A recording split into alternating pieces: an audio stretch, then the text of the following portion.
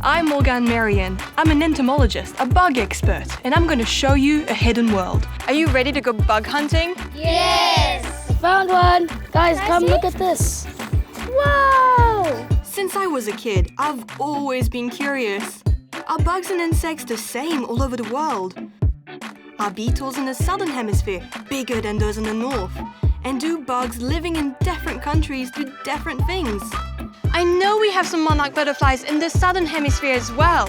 I wonder if they go to Mexico too. I'm going on an incredible bug hunting journey around our planet to find out. And along the way, I'll be on the lookout for the biggest, the loudest, the weirdest, the coolest bugs you've ever seen. Let's go bug hunting. I like the beach, but sometimes a winter holiday can be good too. But what about bugs? We want to know, do bugs go on holiday? Bugs do not go on holidays. No. Yes. Sometimes. They don't go to school. They say they have everyday holiday. What do you think? Do bugs go on holiday? And if they do, where do they go? Are they taking a vacation for the same reasons humans do? Actually, come to think of it, I met a really cool bug on one of my recent holidays that might give us some insight. Yes. Look here. This is the woolly bear moth caterpillar. It lives in Canada, the Arctic, and Greenland. All places that experience some of the harshest winters on Earth. And to survive those freezing temperatures, it does something incredible. It freezes solid just like this ice. The woolly bear moth caterpillar is going into a state called hibernation. It stays like this all winter. To survive for this long in freezing temperatures, the furry caterpillar produces a substance within its own body called cryoprotectant to help shield its delicate insides from the cold until spring when it wakes up. As the ice melts, the caterpillar comes out of hibernation and continues its mission of eating enough food to turn into an adult woolly bear moth. These caterpillars can hibernate for up to 14 years.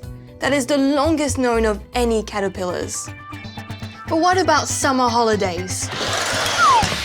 Do bugs go on holiday in the summer too? To help me find out, I'm going to do a search on my bug book. Cool, butterflies! I think I'm gonna need my sunglasses for this one.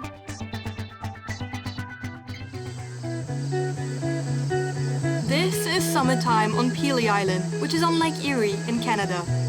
I'm teleporting here using my bug book, and I'm on the hunt for monarch butterflies planning a holiday. Let's start this. Peely Island is a very special place for monarch butterflies.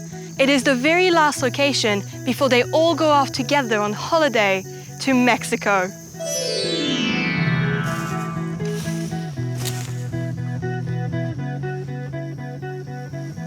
Monarch butterflies migrate to Mexico to avoid the winter cold.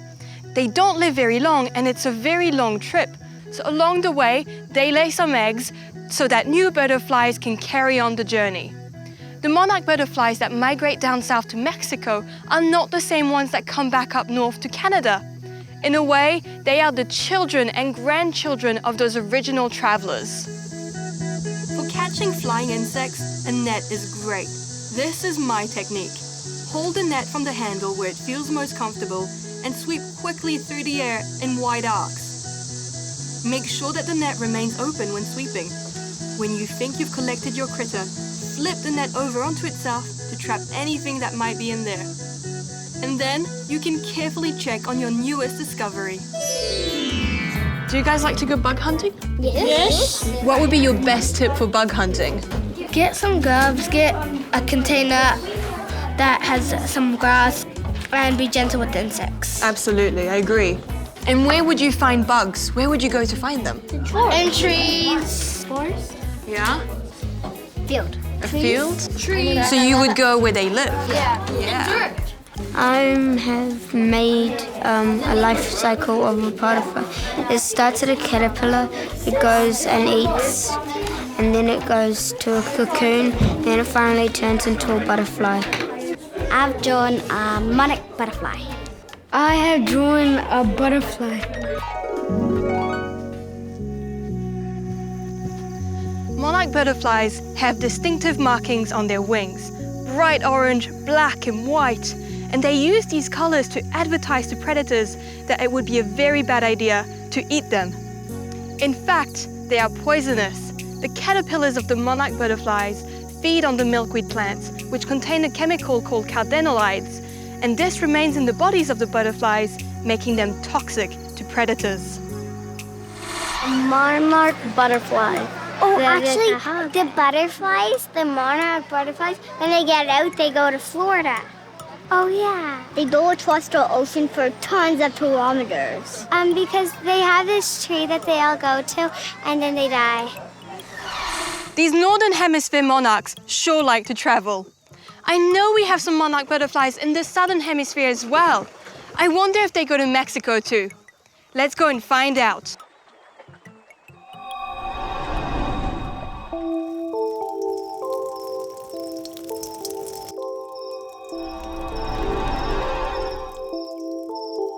This is my garden in New Zealand, and it's full of plants that insects love. There is one plant that monarchs absolutely adore, and that is the swan plant. That's a great place to start looking. I see my friend Ollie over there. Let's go see if he's found any. Ollie is an expert in cicadas, but today he's helping me look for monarch caterpillars. And this swan plant, as it's called in New Zealand, is in the same family as the milkweed plant we saw earlier in Canada. Ollie, what have you got here? This here's a swan plant, and as you can see, it has a caterpillar and also a chrysalis on it. I really like its yellow, black and white markings, but do you know what they're used for? The yellow, black and white markings symbolize the fact that the caterpillar is poisonous to those who eat it. That is awesome. It's so cool to see them here because actually I've just come back from Pili Island where I saw some of their monarch butterflies. But do you know what is the main difference between the butterflies in the Northern Hemisphere and here in the Southern Hemisphere? The ones in the Northern Hemisphere go on holiday to Mexico. That's right, they go on a really long migration. But the ones here, they have their whole life cycle in one location. Do you know why that is? Is it something to do with climate? That's right. So in the Northern Hemisphere, the seasons are marked really dramatically in terms of temperature. But here in New Zealand, we don't have those marked differences. So actually, our monarch butterflies stay in one location and have their whole life cycle there. New Zealand monarchs stay in New Zealand over winter. But those monarchs living in colder places sometimes take a little trip. They traveled short distances to a warmer coastal spot. But this is nothing compared to monarchs in Canada and other Northern Hemisphere countries who go on epic journeys to escape freezing temperatures in their own country. Do you remember the fuzzy caterpillar we saw earlier? Well, it also turns into a winged creature. Not a butterfly, but a moth. But Ollie, what is the difference between a moth and a butterfly? Well, butterflies tend to be more colourful and moths more drab. The main difference is in the antennae.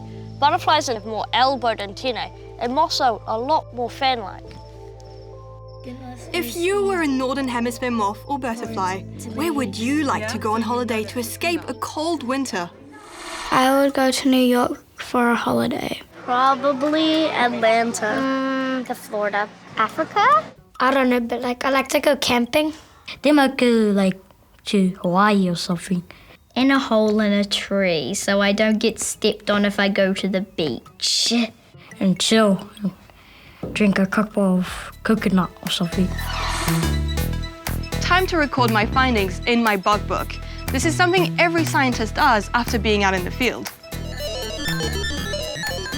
Pili Island was incredible, and it's so cool to see the monarch caterpillars here in my garden as well. I've discovered that the same species can have very different patterns of behavior. So the Pili monarchs go on holiday, and the ones in New Zealand don't.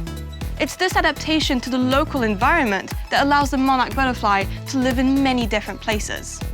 But this makes me think, can all bugs adapt so well to changing weather and environment? What if some can't? Some bugs might not be able to do that. This is why it's important to preserve the natural conditions and environment they currently live in. I hope you've had fun. See you next time. And remember, be curious.